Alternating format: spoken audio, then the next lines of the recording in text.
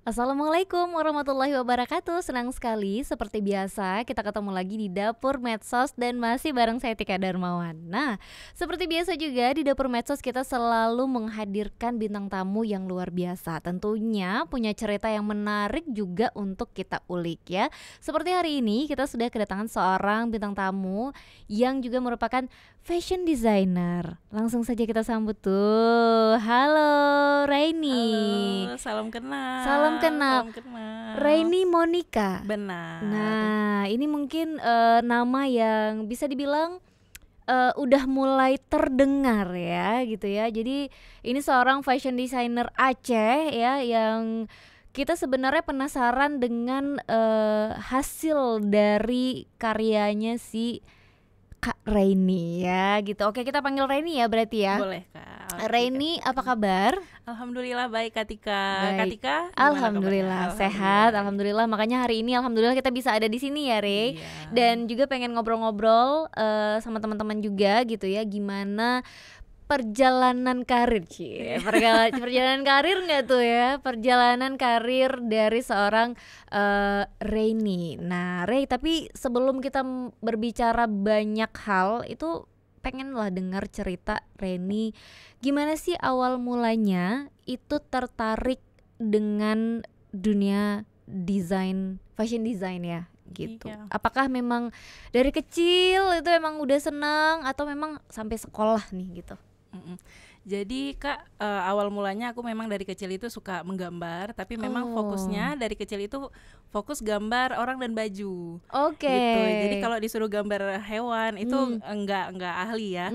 Tapi memang dari kecil itu sukanya gambar baju, gambar orang gitu kan. Nah, kemudian didukung juga sama saya tuh punya nenek suka banget sama krias, suka sama kerajinan tangan. Kayak menyulam, menjahit gitu. Jadi akhirnya itu yang jadi pemicu awal ya.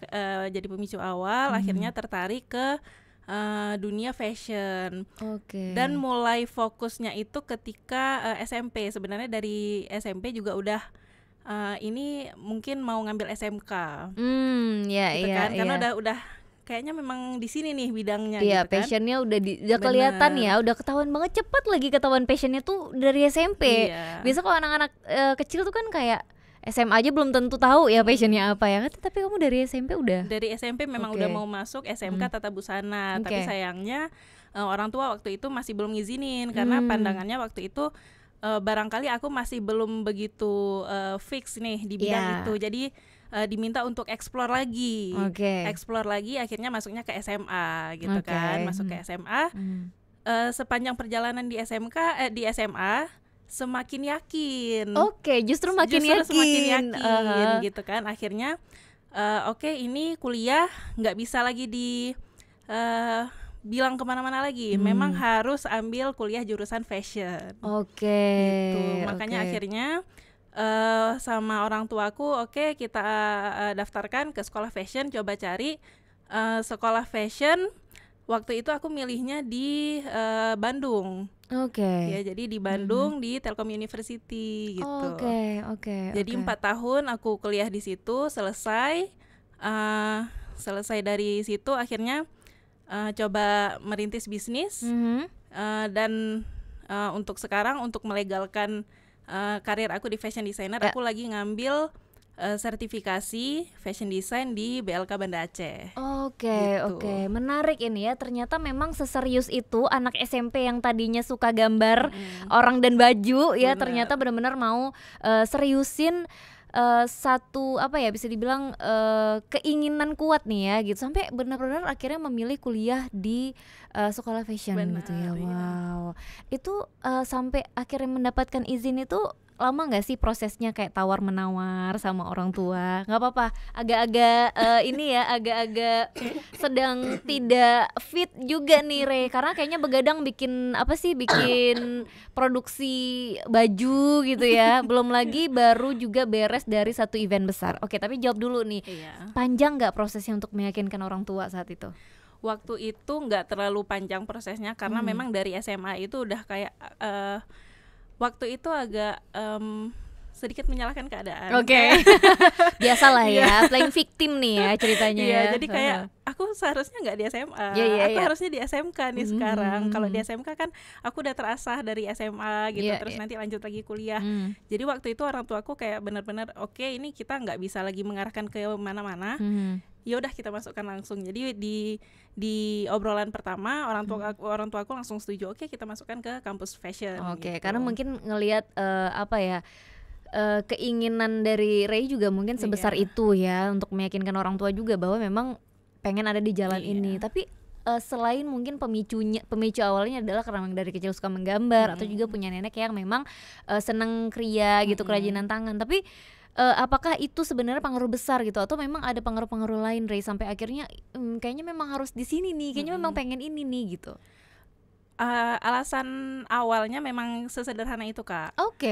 Ya, alasan pertamanya sesederhana itu, tapi seiring berjalannya waktu di perkuliahan akhirnya aku melihat ternyata industri fashion sepowerful itu. Jadi oke, fix aku setelah lulus kuliah juga akan fokus di situ gitu. Jadi memang nggak akan melenceng lagi kemana-mana. Jurusan kuliahnya itu berarti karirnya di situ gitu. Oke.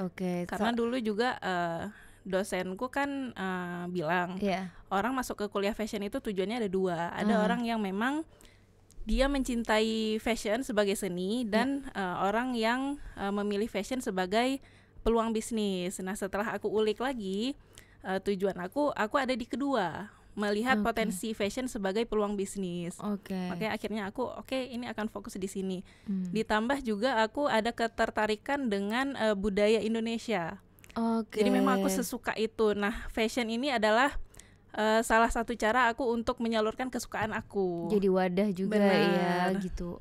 Menarik ini ya, karena dia senang. Jadi karena Ray senang dengan budaya-budaya yang ada di Indonesia, justru merasa fashion inilah wadahnya. Benar. Gitu ya. Berarti Ray sendiri memutuskan untuk kayak desain itu nggak melulu tentang Aceh gitu, nggak melulu tentang adat budaya Aceh. Iya, jadi aku memang benar-benar welcome sama apapun budaya di Indonesia. Jadi kayak biasanya aku pengalaman pergi ke daerah-daerah lain, aku setiap pergi ke suatu daerah aku pasti akan berusaha untuk bawa pulang wastra daerah tersebut sebagai tanda bahwa aku pernah ke daerah itu.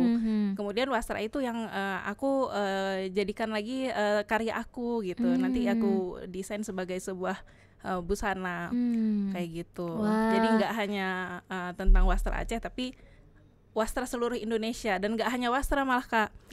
Aku juga suka ketika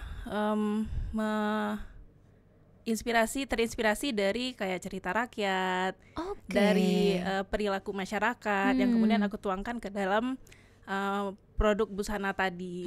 Menarik. Ini menarik ya, karena memang rata-rata kan alasan orang berada di industri fashion ini ya karena memang dianya sendiri memang senang gitu ya, terus merasa mungkin dia fashionable juga gitu ya, tapi nggak melulu tentang wastra biasanya kan gitu. Tapi Ray berani di sini mengangkat tentang wastra yang ada di Indonesia gitu. Nggak ada kekhawatiran Ray kalau ngambilnya bagian wastra nih gitu kan, itu biasanya kan agak ada anggapan kayak kuno gitu kan gitu. Apa Ray memang memilih ya tetap di sini gitu? Iya.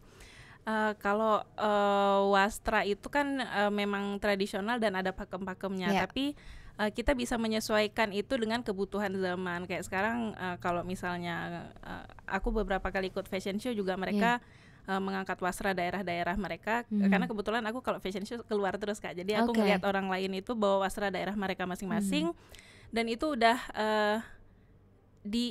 desainnya itu udah modern. Jadi wastra ini walaupun mereka punya pakem, tapi mereka bisa disesuaikan dengan kebutuhan zaman sekarang. Jadi nggak ada masalah dengan kekhawatiran kuno atau apa gitu. Atau jadi kecil gitu pasarnya gitu kan. Kita mikir kalau kayak bawa atribut budaya gitu kan, jadi pasarnya nih orang-orang tertentu aja, mungkin untuk event-event tertentu aja gitu.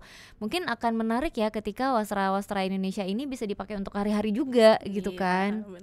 Nggak sabar nunggu karya-karyanya Ray nih. Tapi Ray sampai sejauh ini udah berapa lama sih berenang di fashion, di industri fashion ini? Kalau untuk aku sendiri di fashion itu sejak berkarirnya ya, sejak lulus kuliah itu tahun 2020. Berarti langsung? Iya, langsung. Waduh, nggak nunggu-nunggu ya. Jadi tapi waktu itu brand pertama aku itu justru di produk fashion, jadi kayak sendal. Waktu itu aku ngedesain sendal, ngedesain sendal, produksi sendal, terus juga ada baju anak, aku desain sendiri, terus aku produksi, terus akhirnya ini kayaknya aku butuh sesuatu yang menjadi ciri khas kuat nih. Akhirnya aku benar-benar fokus di etnik. Nah, jadi kalau sekarang ditanya aku fashion designer spesialisasi apa, aku spesialisasi etnik. Keren gitu. banget. Ini langsung mendeclare gitu ya bahwa aku memang spesifikasinya etnik gitu ya. Dan nggak ada kekhawatiran tentang itu ya. Maksudnya kayak nggak apa-apa gitu. Lagian kan sekarang kayaknya anak-anak muda juga udah mulai sadar akan fashion itu nggak melulu harus meninggalkan unsur-unsur etnik itu tadi ya gitu. Berarti sekarang kita tanya dulu nih, umurnya berapa sih, Re? Aku kelahiran 98, Kak. 98, masih muda banget. Masih muda, tapi tertarik dengan etnik itu kenapa sih, Re? Jadi aku tuh suka jalan, suka keliling Indonesia, dan setiap kali aku pergi ke suatu daerah baru, aku menemukan satu keunikan di daerah tersebut. Ada ciri khas, ada cerita, ada sejarah, dan wastra itu salah satu media daerah-daerah untuk menuangkan apa yang ada di kekayaan daerah mereka, gitu kan. Makanya kenapa aku suka nih di etnik gitu, karena etnik itu adalah wajahnya suatu daerah kayak gitu. Dan kayaknya lebih luas ya. Bisa jadi lebih luas gitu ya. Dan mungkin DNA-nya lebih jelas gitu ya kalau kita ambil etnik ini. Menarik banget. Kita cerita tentang, berarti tadi udah dari 2020 ya, mulai berkarir di sini. Udah berapa koleksi sih Ray selama Ray mulai karir ini? Kalau untuk yang ini aku fokus yang di etniknya aja. Kalau di etnik memang fokusnya itu baru mulai dari tahun lalu. Jadi koleksinya belum yang terlalu banyak. Kecuali nanti kalau digabungin sama yang kuliah, karena etnik ini udah kelihatan dari aku zaman kuliah, Kak. Jadi, boleh nggak apa-apa dari kuliah itu udah karena kan ternyata kalian setiap di kuliah pun menghasilkan karya gitu ya. Jadi dari zaman kuliah itu, karena setiap kali disuruh desain, aku tuh kan selalu mau gimana pun aku cari inspirasi di luar etnik, akhirnya baliknya ke etnik lagi. Jadi itu akhirnya kan udah menjadi DNA, dan dosen aku udah melihat itu. Reni, ini kamu banget nih kalau desain itu pakai etnik. Ini kamu banget gitu kan. Maksudnya kayak langsung ketahuan gitu ya. Dan karena aku dari Aceh dan aku pride banget, Kak, sama Aceh. Pride banget sama Aceh. Jadi di Bandung itu setiap kali aku mendesain, aku selalu membawa etnik-etnik Aceh. Waktu itu tuh aku lagi tertariknya sama ini motif gayo. Jadi selalu gayo. Jadi sampai teman-temanku udah hafal ini Reini nih. Ini Reini nih gitu. Jadi kalau untuk sekarang, karena udah mulai fokus lagi ke arah situ, koleksi itu dua koleksi. Dalam satu koleksi itu ada beberapa desain, ada beberapa baju. Wah, menarik banget ini. Jadi kayak dari kuliah aja udah ketahuan, dan memang beda ya pride kita sebagai orang Aceh ketika membawa unsur budaya kita ya. Gitu. Jadi senjata tersendiri nggak sih, Ray, di sana? Kayak ada perasaan ini Aceh loh. Kalian harus kenal Aceh itu kayak apa. Betul. Mungkin apa ya, untuk teman-teman yang baru mau memulai karirnya, atau baru mulai menyadari bahwa passion aku kayaknya di fashion fashion designer deh kayak gitu. Jadi jangan takut kayaknya gitu ya. Jadi memang sebenarnya jalannya ada ya, Re, gitu ya. Maksudnya asal kita ngikutin aja nih alurnya nih, sebenarnya ke sini, setelah dari sini harus ke kanan atau ke kiri, dan ngikutin gitu ya arahnya gitu. Pasti insyaallah ketemu gitu ya. Nah, yang terbaru juga kan Re baru ikut fashion show ya. Fashion show di Sarinah, di Mall Sarinah di Jakarta. Nah, ini programnya juga dari program Disbudpar yang memfasilitasi fashion designer Aceh untuk bisa go nasional. Nah, gitu. Jadi aku bersyukur banget Disbudpar kasih kesempatan aku ini. Jadi salah satu dari 8 fashion designer yang mewakili Aceh di fashion show di Sarinah, di acara Aceh Muslim Fashion Festival 2024. Oke, untuk bisa ke sana itu ada ini lagi nggak sih, kayak dipilih lagi gitu atau melewati beberapa tahap gitu? Iya, jadi untuk bisa fashion show itu kami melewati beberapa tahap kurasi. Jadi tahap kurasi pertama itu sama Disbudparnya sama Pak Al, Kadis Budpar. Halo Pak Al. Terus dan beserta jajarannya. Terus kemudian juga ada sama fashion designer nasional itu sama Pak Wignyo. Ya, terus kemudian yang terakhir bersama Ibu PJ Gubernur. Oke. Jadi memang melalui beberapa tahap kurasi ya sampai akhirnya kalian terpilih. Berapa desainer sih yang bisa akhirnya fashion show di sana? Ada 8 Kak. Ada 8. Ini dalam proses kurasi itu sulit gak sih? Itu kan kayak meyakinkan mereka juga ya bahwa ini nih keren nih punyaku nih gitu kan. Jadi memang ada catatan dari Ibu PJ, dari Ibu PJ Gubernur, dari Pak Al juga gitu kan. Ditekankan untuk mengangkat wastra. Jadi memang harus wastra, nggak boleh printing kayak gitu. Kalau misalnya mau motif ya motifnya pakai batik. Kalau kainnya ya pakai tenun Aceh yang melibatkan pengrajin tenun Aceh gitu. Jangan yang pakai tenun meteran yang ada di pasar, itu nggak boleh. Terus juga kalau bordir gitu kan, bordirnya juga harus bordir melibatkan pengrajin Aceh. Nggak boleh yang bordir mesin gitu. Jadi memang kami harus benar-benar selain memakai wastra Aceh juga harus ikut serta melibatkan pengrajin-pengrajin Aceh. Harus original juga kalau gitu ya. Benar. Wow, keren banget ini. Nah, ini kan udah ada koleksi Ray kemarin di acara Aceh Muslim. Iya, Aceh Muslim Fashion Festival ya. Kita ambil dulu ya. Oke. Aduh.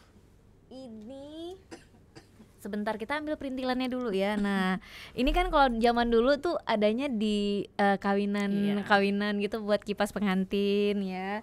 Terus nah, ini nih, ini apa sih kita bilangnya Ray? Sebentar kita liatin dulu ya ke kamera. Nah kayak gini nih ya. Tuh. Nah, boleh dijelasin kali ya Ray, ini inspirasinya di belakang juga ada nih. Tuh. Inspirasinya, dan ini apakah apa sih ininya gitu? Prosesnya gimana ya? Jadi ini temanya adalah The Golden of South Acehnis atau kekayaan Aceh Selatan ya. Aceh Selatan. Iya, Aceh Selatan. Jadi awal mula inspirasinya itu waktu aku datang ke event PKA ke-8. Ya, jadi waktu itu aku mengunjungi rumah adat Aceh, rumah adat Aceh Selatan waktu itu. Terus kan aku keliling Kak, jadi kan setiap waktu event PKA kan selalu ada pelaminan. Iya benar. Jadi aku perhatiin pelaminannya gitu kan. Di pelaminan itu banyak terdapat ini motif si tunjung namanya. Si tunjung ya. Ada motif si tunjung ini banyak di dalam pelaminannya. Terus juga waktu aku keliling lagi di bagian bawah rumah adat Aceh Selatan itu ada kebetulan ada pengrajin sulam kasap. Nah ini dibuat dengan teknik sulam kasap. Jadi sulam kasap kita jelasin dulu kali ya. Kalau kasap itu berarti tekniknya gimana tuh? Dia pakai benang emas gitu. Jadi sulam kasap adalah teknik sulam menggunakan benang emas, khas Aceh ini Kak. Jadi memang waktu di PKA itu ada pengrajin yang mendemokan proses membuat ini kasap, sulam kasap itu. Jadi benar-benar. Aku langsung tuh Bu, ini menarik, saya mau coba, boleh nggak? Oh iya boleh. Kemudian dipandu, gini loh cara proses membuatnya. Nah di situ yang akhirnya aku menjadi sangat tertarik dengan ini gitu kan. Terus juga dan memang langsung tertarik dengan motif si tunjung ini tadi. Si tunjung ini karena aku lihat-lihat di sosmed juga. Motif si tunjung ini udah mulai diperkenalkan. Jadi mulai pemerintah Aceh Selatan sendiri udah mulai memperkenalkan ini, udah masif juga. Jadi itu yang akhirnya membuat aku sangat tertarik gitu kan. Nah setelah dari PKA itu aku punya kesempatan ke Aceh Selatan. Oke. Gitu. Karena aku udah kebetulan waktu itu Februari.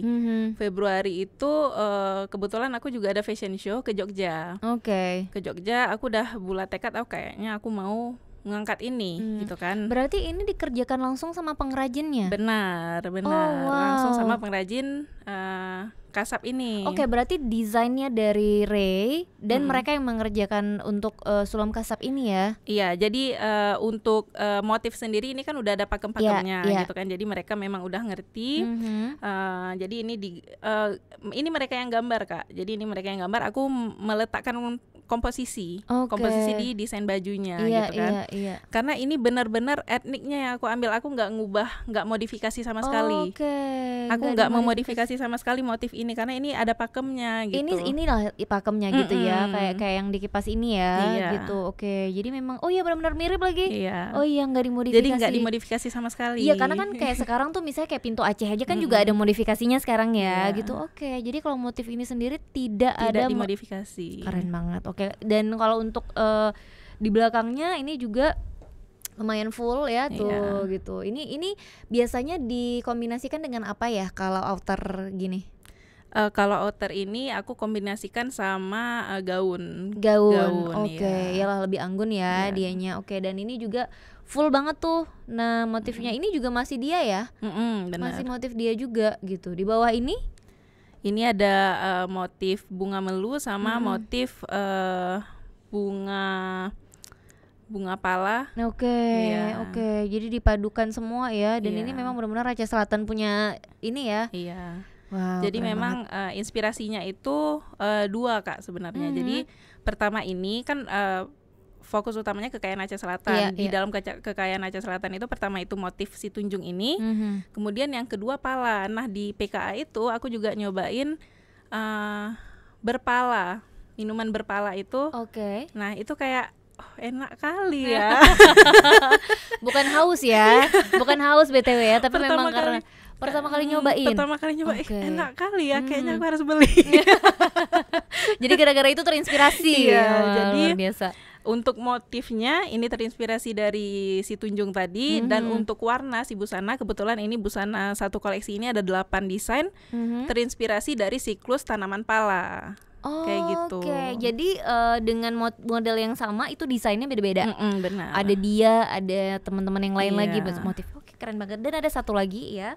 Nah, ini udah kayak tukang sulap aja ya, tiba-tiba dari bawah meja muncul. Nah, kalau ini apa sih? Ini outer juga ya? Iya, outer juga. Oke, coba kita bentangkan dulu ya. Desainnya yang beda ya. Nah, ini juga sebuah outer dengan desain apa ini? Ini masih si tunjung juga ya dia? Iya, masih si tunjung. Oke, tapi ini modelnya berbeda ya gitu. Oke, nah kayak gini.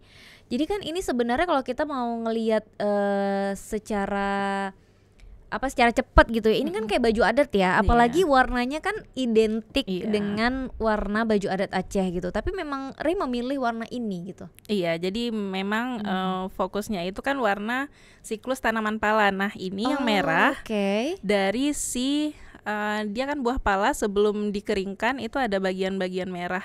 Bagian-bagian merah itu di luar si biji palanya itu. Nah, itu merahnya itu dari itu.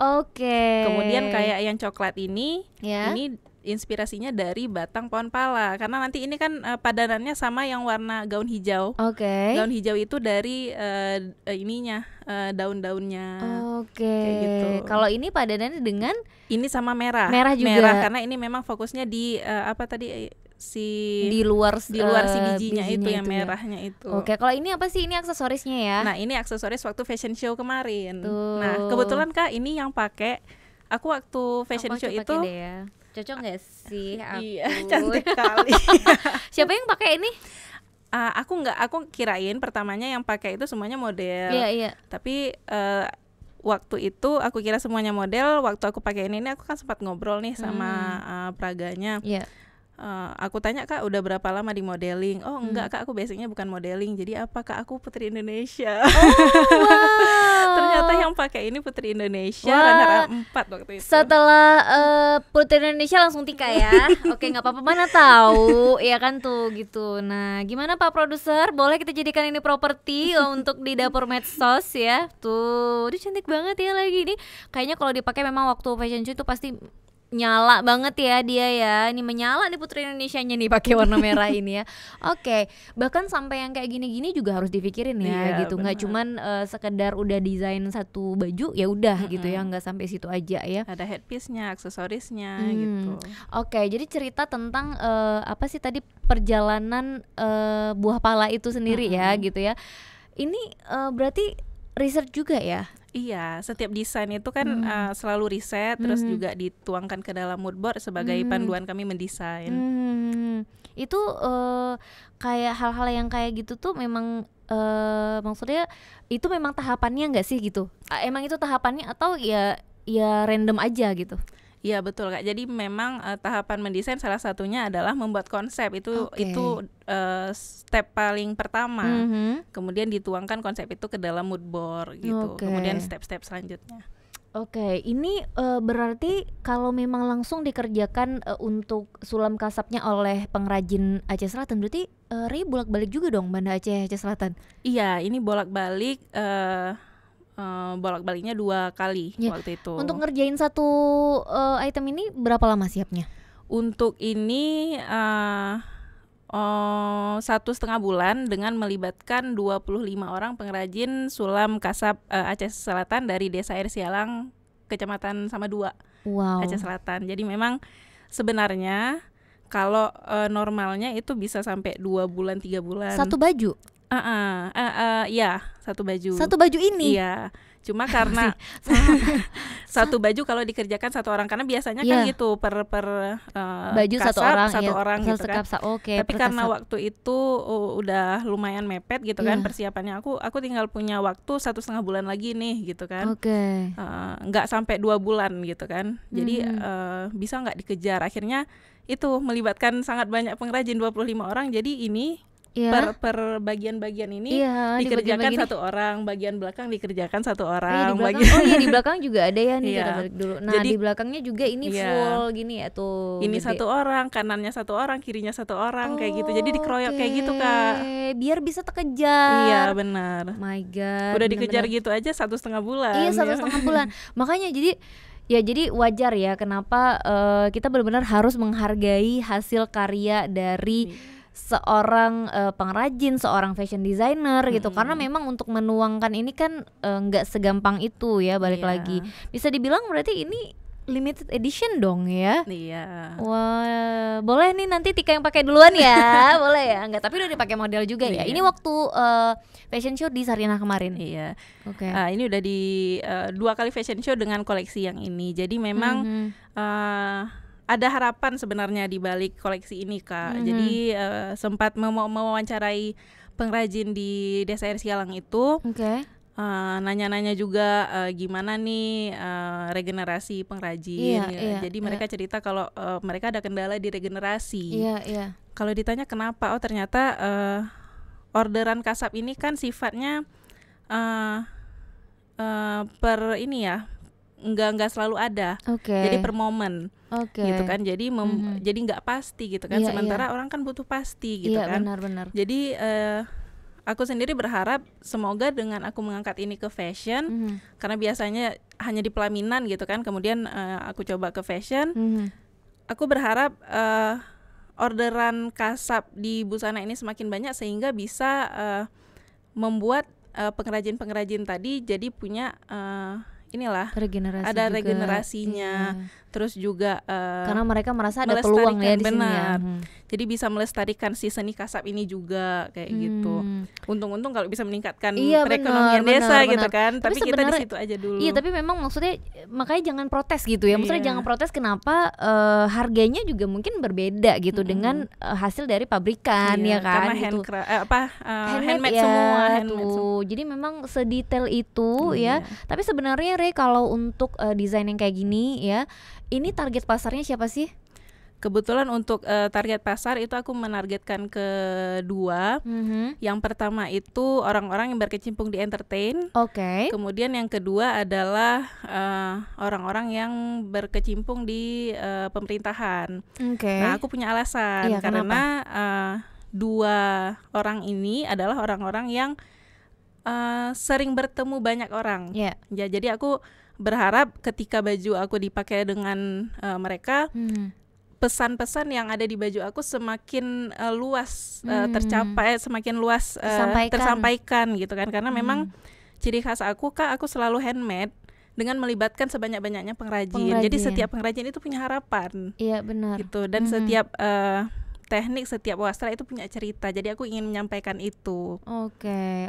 Jadi memang mereka lah targetnya ya. Karena memang kan kalau dilihat ini lebih kayak properti busana budaya gitu ya gitu. Tapi memang mungkin mereka-mereka yang di pemerintahan ya tadi ya, itu kan banyak acara-acara gitu ya yang memang menggunakan. Kalau selama ini kan yang banyak kita lihat memang motif Karawanggayo ya, yang dijadikan sebagai apa ya, bisa dibilang yang mereka gunakan lah gitu, yang mereka kenakan gitu ya. Dan ini kan satu motif yang baru muncul gitu, yang baru mau diperkenalkan juga gitu ya. Harapannya ini memang benar-benar bisa mendapatkan perhatian dari mereka gitu ya. Oke, jadi kalau yang targetnya untuk mereka yang ada di dunia entertain misalnya, berarti kayak siapa dong? Kalau di entertain itu bisa mungkin kayak penyanyi. Atau duta-dutaan duta, ya. Benar, duta kan sering ketemu orang gitu. Nah, kalau misalnya teman-teman duta mau pakai gitu kan, nah ini kebetulan aku sangat support gitu. Aku sangat support, apalagi kan mereka mempresentasikan budaya pariwisata kita gitu kan. Aku sangat support itu. Jadi teman-teman duta silahkan kalau teman-teman ada yang mau, teman-teman duta silahkan. Teman-teman MC boleh nggak? Boleh ya, kalau gitu boleh. Silakan, boleh. Iya, keren banget karena memang ini untuk acara-acara tertentu ya, ini benar-benar megah gitu rasanya, kita pakainya juga mewah gitu ya. Jadi cocok mungkin untuk acara-acara tertentu juga gitu. Nah, apa ya, kalau kita lihat lagi ini kan udah ditampilkan untuk 2 event ya.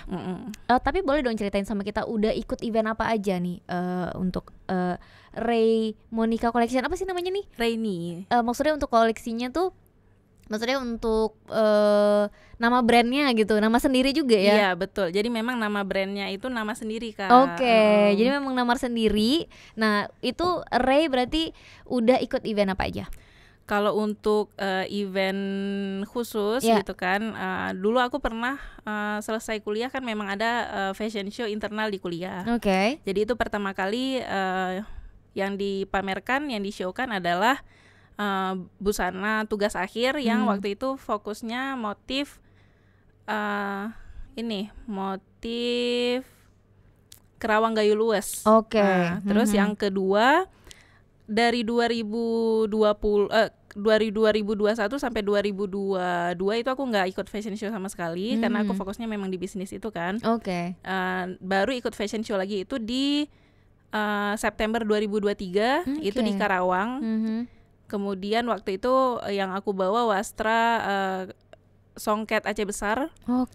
Kemudian Februari 2024 itu di Jogja Fashion Parade. Kemudian ini yang terakhir kemarin di Mei itu di Aceh Muslim Fashion Festival. Jadi baru juga berkecimpung. Iya, tapi kalau dari beberapa event yang pernah Ray ikut nih, kayaknya targetnya memang keluar semua ya. Keluar terus, Kak. Jadi karena memang aku sangat ingin memperkenalkan Aceh itu sekeren itu gitu ke nasional. Memang pasarnya pasar nasional aku targetinnya.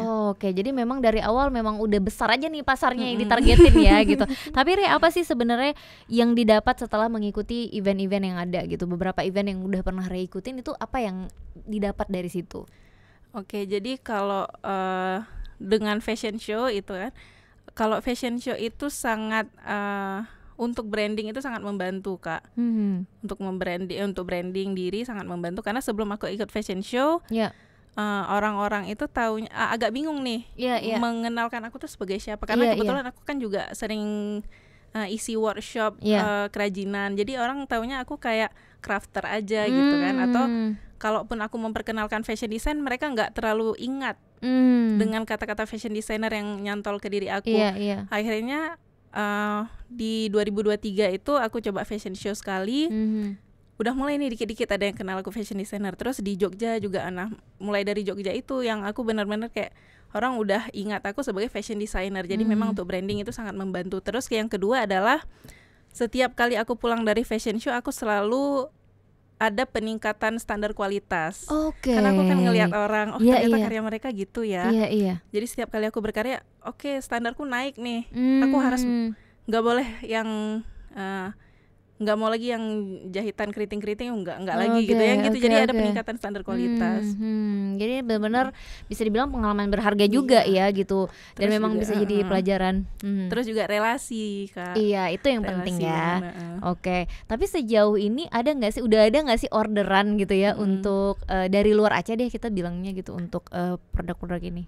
Kalau untuk orderan itu belum ada, Kak, gitu kan. Jadi karena memang si produknya itu juga produk yang special occasion ya dia ya gitu, benar-benar. Gitu. Jadi aneh juga mungkin ya kalau dipakai hari-hari gitu. Tapi memang kan udah ada targetnya sendiri gitu ya. Betul. Nah, ketika ngikut yang apa sih kayak event-event ini sendiri gitu ya, ada nggak sih kayak bisa dibilang perkembangan desain dari Ray sendiri itu yang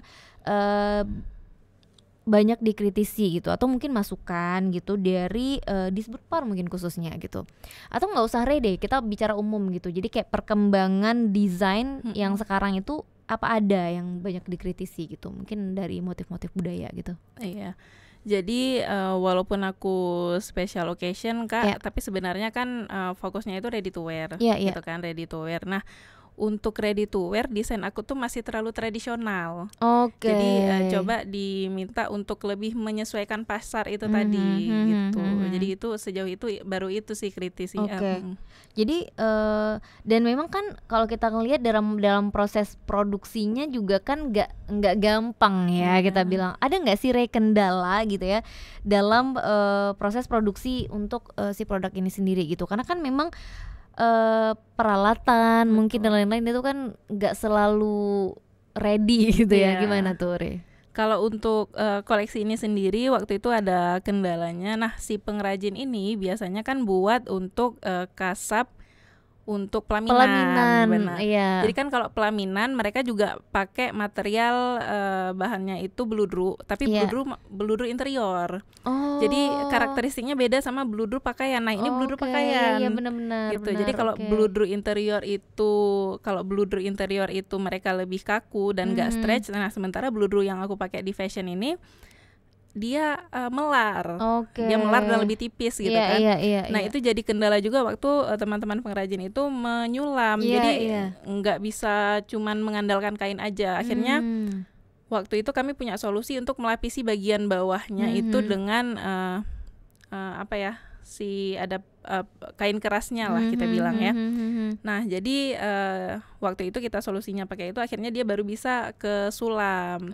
Karena kalau nggak pakai itu nggak bisa, dia akan mengerut, sangat parah kerutannya kayak gitu.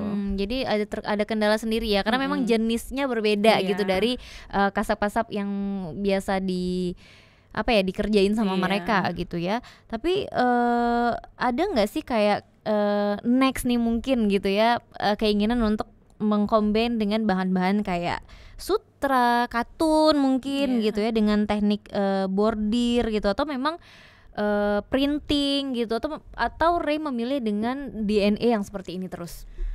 Aku mau fokusnya di sini supaya itu jadi ciri khas aku. Jadi aku udah merincikan kalau aku tuh akan fokus di handmade yang melibatkan sangat banyak pengrajin. Jadi aku ingin setiap kali berkarya aku melibatkan sebanyak-banyaknya orang, sehingga setiap kali aku berkarya itu bukan hanya karya aku tapi karya banyak orang gitu. Jadi orang bisa berbangga dengan karya yang kami keluarkan bersama gitu kan. Di bawah brandnya Ray gitu ya. Betul. Jadi memang fokus ciri khas dari produk aku itu selain handmade juga ada teknik-teknik kayak bordir manual. Terus kalau mau mengeluarkan yang motif itu motif dengan teknik batik. Kebetulan aku juga punya background pernah ikut pelatihan batik, jadi aku ngerti bagaimana proses membatik cap atau tulis. Oke. Jadi memang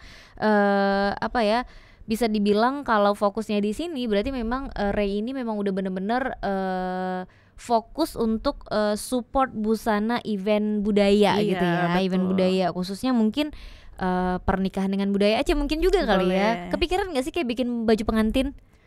Kalau untuk baju pengantin belum sih. Belum ya. Belum. Karena kan kayak baju pengantin sekarang kan banyakannya tuh bukan yang sulam kasap lagi nggak sih gitu. Jadi lebih banyak ke pernak-perniknya aja gitu kan. Yang kepikiran nggak, makanya kayak lucu kali ya kalau balik kayak zaman dulu yang memang bener-bener itu hasil sulam gitu ya motifnya betul. Gitu. Tapi menarik sih untuk dicoba ya kan gitu kan. Menarik ya, peluang gitu peluang baru lagi gitu kan. Di tengah mungkin orang-orang saat ini sebenarnya udah meninggalkan itu karena memang dipenuh-penuhin sama aksesoris sih sebenarnya gitu. Makanya jadi kayak ya motif Aceh juga gitu. Nah, berarti kalau misalnya untuk apa ya dalam satu komunitas atau misalnya kayak Reni ini tergabung dalam ini enggak sih dalam satu binaan salah satu instansi gitu misalnya yang fokus untuk pembinaan UMKM selain Disbudpar misalnya gitu, ada nggak kayak satu komunitas baru lain gitu? Kalau untuk sekarang kebetulan belum ada Kak gitu. Jadi ini sebenarnya kan aku baru balik lagi ke Aceh setelah merantau itu kan baru tahun lalu tuh 2023 kan. Baru banget ya nyampe Aceh lagi ya. Jadi kayak masih nyari-nyari teman juga gitu ya. Jadi masih nyari-nyari komunitas. Salah satu komunitas yang aku dapat itu di BPVP atau BLK Banda Aceh. Nah, itu salah satu cara aku mencari komunitas fashion gitu kan. Aku baru jadi masih nyari-nyari. Iya benar. Oke. Jadi tapi ada keinginan untuk itu ya, untuk gabung misalnya gitu ya. Walaupun sekarang masih ya gitu ya baru pulang anak rantau nih baru pulang, tapi asli Aceh, Rey. Asli Banda Aceh. Oh, asli Banda Aceh. Oke, kelamaan di kota orang ya. 7 tahun Kak. 7 tahun. Tapi nggak melupakan wastranya, terus juga adat budayanya gitu ya. Untuk sekarang mungkin masih fokus sama koleksinya ini. Next koleksi kira-kira akan terinspirasi dari apa? Udah ada belum? Udah. Gambarannya.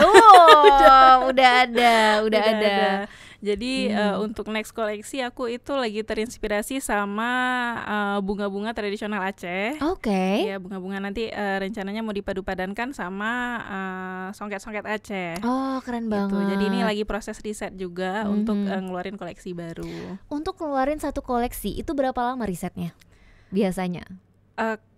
Untuk riset yang proper ya. Kalau aku seminggu 2 minggu. Seminggu 2 minggu untuk itu. Kalau biasanya aku riset itu memang dari jurnal Kak, dari jurnal atau buku karena itu kan lebih terpercaya. Kuliah gitu. Ya dia ya, benar-benar kuliahnya nggak beres-beres ya, gitu baca jurnal lagi gitu ya. Tapi nggak apa-apa, nanti kan mungkin kalau makin ketemu banyak orang gitu ya, makin banyak referensi juga. Nanti coba deh Tika kenalin sama beberapa desainer Aceh yang memang juga fokusnya di motif-motif Aceh, supaya bisa gabung di komunitas-komunitas itu ya, biar makin keren ya kan. Jadi karena memang penting juga kan komunitas. Dan memang komunitas ini kalau solid itu memang benar-benar bisa kebentuk satu karya yang luar biasa gitu kalau Tika lihatnya gitu. Betul. Sebagai seorang entertainer sih, bukan maksudnya kayak sering MC dan kadang-kadang pakai apa sih karya-karya mereka gitu. Jadi makanya ada beberapa yang kita kenal, nanti kita jumpain ya sama Ray ya gitu ya. Karena memang di dapur medsos sendiri itu juga kita mengundang beberapa desainer yang memang kita pilih juga gitu untuk bisa menampilkan karyanya di sini, seperti Ray yang memang kita baru kali ini ya menampilkan satu desainer ya, fashion designer yang mengangkat ini nih apa sih kayak ya sulam kasap ini. Nah, kalau sebelum-sebelumnya mungkin ada yang printing, ada yang batik gitu-gitu ya. Dan ini kan salah satu keunikan juga yang boleh banget di-share sama orang lain gitu, bahwa sekarang sudah hadir gitu ya, sudah hadir seorang fashion designer yang keren kayak gini dengan karya-karya yang luar biasa gitu. Nah, Ray, kalau nanti udah ngeluarin koleksi kedua, itu mau di fashion show kan juga gitu? Ada rencana. Aduh, betah banget lagi, rajin banget fashion show ya, saking pengen ini ada dikenal rencana, gitu ya. Oke. Jadi memang ada rencana dan lagi-lagi nggak di Aceh. Nah, itu memang gini, kamu memilih di luar karena ingin memperkenalkan budaya kita keluar gitu. Tapi kenapa sih nggak coba guide yang di Aceh dulu gitu, Re? Mungkin karena ininya juga kali ya Kak, eventnya juga terbatas. Oke. Gitu ya. Jadi selain aku pengen banget nih, memang benar-benar pasarnya nasional. Jadi memang pilihan fashion show keluar itu udah sangat tepat menurut aku gitu. Oke, jadi memang karena ya mungkin itu ya event yang terbatas itu tadi ya, bikin sendiri kali Rey gitu ya, langsung bikin sendiri langsung gitu kan. Mini trunk show misalnya. Oh gitu, boleh kita support kok ya. Makanya kemarin waktu ada AMFF itu, aku kira di Banda Aceh. Kan aku ikutan tuh, aku kira di Banda Aceh, terus waktu dibilang ini di Jakarta. Oh, wah, di luar lagi gitu. Tapi setidaknya udah ada keinginan ya, niat untuk di Aceh gitu. Tapi memang takdirnya lagi-lagi dibawa keluar gitu. Tapi Rey kalau desain yang 100% Rey yang ngerjain, apa nih yang dibuat yang tanpa melibatkan yang lain gitu, yang terlibatnya yang lain? Untuk aku itu fokusnya di desain, sama kayak komposisi motif gitu. Kalau ada motif, terus juga kayak yang koleksi yang gayo. Nah kalau yang gayo tuh aku modifikasi komposisinya, jadi itu motifnya aku gambar sendiri. Tapi memang lagi-lagi untuk eksekusi bordir itu aku melibatkan pengrajin bordir gitu. Biar nggak salah-salah juga gitu ya, bukan berarti nggak bisa gitu, tapi memang lebih tepat sasaran kali ya gitu. Tapi kalau desain memang masih Rey ngerjain sendiri gitu. Jadi desain baju, pemilihan material itu aku kerjakan sendiri. Untuk pemilihan material sendiri susah nggak Rey selama ini? Kan kamu nih lama di kota besar, di mana material bahan itu kan gampang didapat, bagus-bagus pula gitu. Gimana ketika kamu nyampe ke sini? Kebetulan karena busana yang aku cari materialnya di sini kan baju ini, sama ada yang Aceh besar itu juga 100% aku cari materialnya di sini. Jadi sebenarnya nggak ada kesulitan sih Kak.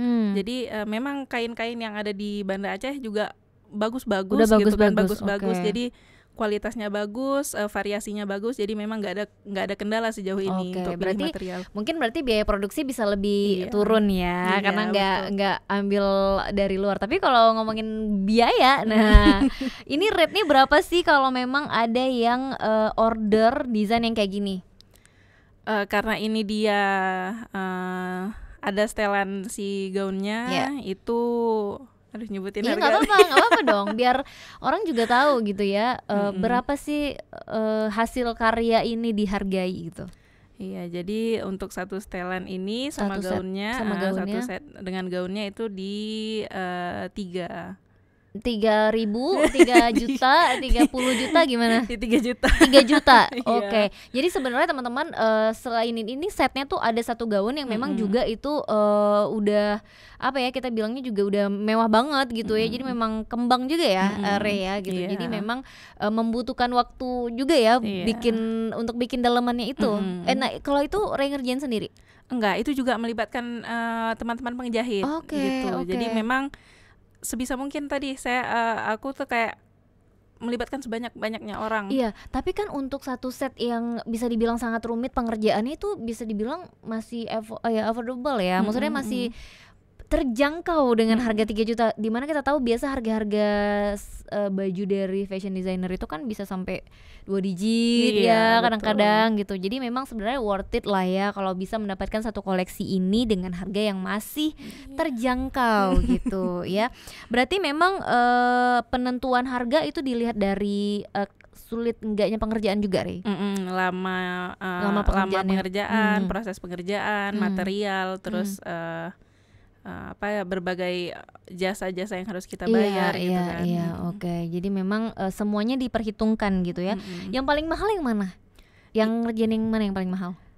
Yang paling mahal itu aku nggak bawa yang koleksi ini. Ada satu tuh dia ada lengannya. Ada lengannya. Terus kalau ini kan tadi outer ya gitu ya. Itu outer juga tapi ada lengan gitu. Jadi karena kan lengan aja dikerjakan satu orang, lengan kanan satu orang, lengan kiri satu orang gitu kan. Bener. Depan ini satu orang. Jadi itu kan udah 5 orang yang terlibat di situ. Jadi itu yang paling mahal di koleksi ini.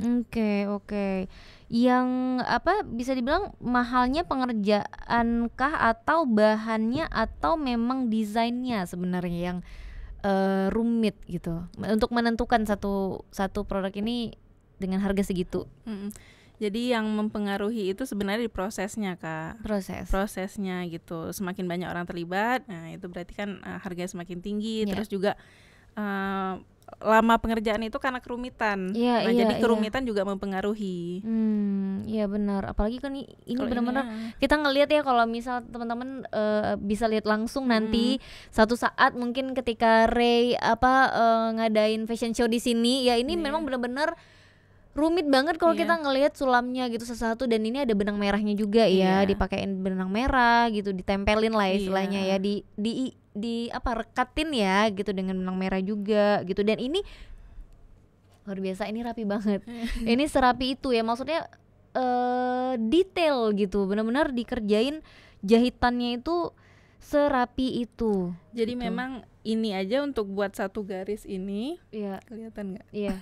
Untuk satu garis ini kan dilapisi beberapa benang. Jadi memang benangnya itu aslinya kecil. Kecil banget. Iya benar-benar. Jadi sulam kasep ini kan terdiri misalnya kayak satu garis ini, kemana sih ini ya?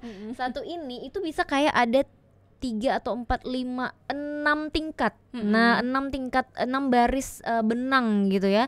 Dan setiap satu barisnya itu juga udah direkatkan dengan benang lain lagi yang kecil-kecil, halus-halus banget, dan ini rapi. Serapi itu dan serumit itu. Kita ngelihatnya aja kayak boleh nggak kita nggak usah tahu cara ngerjainnya gitu. Pakai aja, boleh nggak gitu. Saking serumit itu kalau kita mau ngelihat. Jadi memang wajar aja kalau satu karya yang serumit ini pengerjaannya lama juga, 1,5 bulan itu udah dikeroyokin lagi udah ya. Iya, jadi memang bisa dibilang kalau untuk kualitas bener-bener Ray kontrol banget gitu ya. Oke, jadi kepikiran nggak untuk nurunin kualitas demi bisa dapat produk yang mungkin lebih available dari ini? Lebih murah, kita bilang affordable. Justru pengennya ningkatin kualitas. Bagus, keren dong kalau gitu ya. Jadi jangan mau turunin kualitas ya kan, gitu demi satu produk. Apalagi ini kan karya kita gitu ya. Betul. Tapi ide-ide biasanya dari mana sih Ray? Selain memang kayak kemarin iseng jalan-jalan gitu ya. Tapi ada nggak kayak ada satu hari misalnya kayak beberapa saat tuh kayak aku mau nyari ide nih, kayak harus banget ke satu tempat gitu. Ada nggak kayak gitu? Selain dari budaya dan tradisi suatu daerah, biasanya itu juga dari perilaku manusia. Jadi seringkali inspirasinya itu muncul ketika aku berinteraksi sama orang, ngobrol sama orang. Kayak kemarin sedikit cerita, aku pernah ke Banda Neira. Pernah ke Banda Neira, ke Maluku. Nah, aku kan pengabdian masyarakat lah di situ, lebih kurang seminggu. Terus ada juga di kabupaten lain di Maluku juga itu sebulan. Jadi selama proses sebulan itu kan aku berinteraksi dengan banyak orang. Jadi itu jadi cerita sendiri yang ingin aku tuangkan ke dalam produk busana. Kalau perilaku gitu gimana sih Ray untuk bisa jadi satu motif misalnya gitu? Kalau aku menggambarkan perilaku itu melalui batik. Jadi karena aku tadi basicnya bisa membatik, jadi aku lebih nyaman untuk mentransfer cerita-cerita yang aku alami itu melalui gambar di batik. Kayak gitu. Oke. Jadi pasti akan sangat-sangat ya bisa dibilang eksklusif gitu ya, karena memang itu yang kamu bikin sendiri juga gitu ya. Terus juga kayak waktu kecil kan sering ada cerita-cerita rakyat gitu kan. Nah itu juga aku gambarkan melalui media batik. Berarti sejauh ini koleksi untuk batik itu udah pernah ada? Untuk batik jadi baju belum, tapi untuk kain udah. Jadi waktu itu aku terinspirasi lagi-lagi dari Aceh Selatan. Iya, tertarik banget nih. Jangan-jangan nanti nyangkut di Aceh Selatan ya. Jadi waktu itu aku pernah buat batik, itu inspirasinya dari legenda Tuan Tapa. Jadi aku gambarkan itu si naga-naganya, karena dia ada tokoh naganya di situ kan, ada naganya, terus ada putri. Si putri naga itu gitu kan, aku gambarkan dalam batik. Untuk dijadikan ke produk busana itu belum, tapi baru dalam bentuk lembaran kain. Jadi benar-benar ini judulnya Batik Bercerita. Wah, keren banget. Jadi nggak sabar deh kayaknya kita nungguin karyanya Ray ini yang berupa batik juga gitu ya. Karena kan kayaknya lucu kali ya batik-batik yang memang digambar sendiri gitu ya, benar-benar desainernya sendiri yang menggambar gitu, bukan hanya dia ngebentuk model dari batik itu ya, bajunya gitu, bentuk bajunya, tapi memang benar-benar menggambar batiknya. Ini seru nih. Nah, kita tunggu nih kapan kira-kira Ray? Secepatnya. Ini ditagih loh ini ya. Soalnya orang yang suka pakai batik biasanya suka yang aneh-aneh, maksudnya suka yang unik-unik gitu, nggak pengen yang sama dengan orang-orang lain gitu kan. Kayaknya kalau yang udah biasa tuh kayak batik motif pintu Aceh nggak sih, yang udah biasa ya. Terus apa lagi ya kalau motif Aceh yang udah biasa? Kayak Karawang Gayo ya. Bungong melu yang kayak tadi kan juga ada. Jadi bunga-bungaan, nah itu banyak. Nah, sedangkan aku kalau di batik lebih suka bercerita. Nah, ini yang unik, bisa dibilang unik gitu. Karena nggak semua orang menuangkan itu, ceritanya itu di batik gitu. Kayak ya udah gitu, desain aja, bisa desain kayak bentuknya aja udah gitu. Berarti dengan fokus desain seperti ini sebenarnya apa yang ingin Ray sampaikan ke masyarakat? Pertama itu adalah kita harus berbangga dengan tradisi kita, dengan budaya kita gitu kan. Juga kita sangat bisa berkreasi dari hal-hal yang ada di sekitar kita, yang kita alami. Itu sih Kak. Oke. Jadi memang pengennya semua orang bisa bangga dengan budaya kita ya. Gitu, luar biasa. Ini satu anak muda Aceh ya, memang benar-benar bangga banget sama keacehannya gitu. Dan kita cukup salut gitu, dimana mungkin anak-anak muda zaman sekarang tuh lebih ke Korea nggak sih gitu. Tapi nonton Korea juga gak Ri? Nonton tetap ya. Ini lucu nih, nonton Korea tapi tetap motif dan juga adat budaya yang disenangi punya sendiri gitu. Tapi Ri punya nggak sih desainer favorit? Ada. Siapa? Ada Pak Bian, sama Putroh Ramadan. Nah itu kalau Pak Bian itu aku suka dengan teknik bajunya, gitu. Jadi beliau itu kalau udah baju motif masih nggak cukup motif doang. Jadi entah dibordir lagi, entah dipayet lagi. Jadi memang tekniknya itu teknik yang rumit. Kalau yang Putroh tadi dia memang fokusnya di wastra, jadi dia sering pakai tenun. Dua desainer ini yang akhirnya menginspirasi. Oke, dan mereka berdua ini punya pengaruh nggak dari ke desainnya Ray? Sangat mempengaruhi, sangat mempengaruhi. Jadi setiap kali aku lihat Pak Bian misalnya gitu kan, oh ternyata Pak Bian itu gitu ya tekniknya. Jadi dia nggak cukup yang ngeprint aja gitu kan, atau yang cuman bordir aja. Nggak cukup cuma bordir aja. Ternyata ada teknik lain, ada tambahan-tambahan teknik lain. Jadi aku kayak merasa nggak puas akhirnya dengan satu teknik. Jadi aku coba pakai teknik lain lagi, aku timpa. Jadi value-nya tambah meningkat. Iya, oke. Jadi mereka berdua lah yang menjadi apa ya, bisa dibilang punya pengaruh besar. Bilang makasih dong untuk keduanya, boleh ke kamera. Terima kasih Pak Bian dan Kak Putroh Ramadan. Tuh, jadi karena memang karena beliau inilah ya akhirnya benar-benar bisa menginspirasi juga gitu. Keren banget. Dan terakhir deh ya, apa yang ingin disampaikan ke teman-teman yang nonton kita, baik itu mereka yang mungkin baru mulai punya rencana untuk jadi desainer, baru mulai merintis, itu apa yang ingin disampaikan? Silahkan bermimpi seluas-luasnya, silahkan bermimpi, jangan pernah takut bermimpi.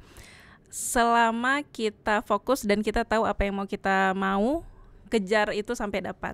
Wow, kejar sampai dapat, bahkan walaupun harus keliling Indonesia dulu ya, keliling Indonesia dulu. Dan yang pasti kita juga harus benar-benar support UMKM, produk UMKM. Jadi memang harus beli ya, supaya karya-karya mereka ini terus ada gitu ya. Dan seperti yang Ray bilang, kenapa Ray memilih untuk melibatkan sebanyak mungkin pengrajin, supaya ada regenerasi untuk itu ya, mereka melihat ada peluang di situ, jadi ada regenerasi. Jadi budaya kita tuh nggak mati gitu ya. Jadi kayak motif-motif yang luar biasa kayak gini tuh nggak berhenti di zaman kita aja gitu ya, sampai ke anak cucu juga bisa terus ada. Iya betul. Oke. Terlestarikan. Oke, terima kasih banyak Terima kasih, Kak Rey. Tika. Terima kasih sudah mau main ke Dapur Medsos, memberikan inspirasi untuk teman-teman juga ya. Mudah-mudahan ini karyanya terus melambung tinggi ya. Amin. Semakin banyak dikenal orang dan semakin bertambah orderannya. Amin. Ya. Oke, dan tentunya terima kasih juga untuk teman-teman yang udah nonton kita hari ini. Mudah-mudahan ya benar-benar bisa terinspirasi dan jangan lupa untuk tetap beli produk UMKM. Kalau gitu saya Tika Darmawan pamit. Bye. Terima kasih.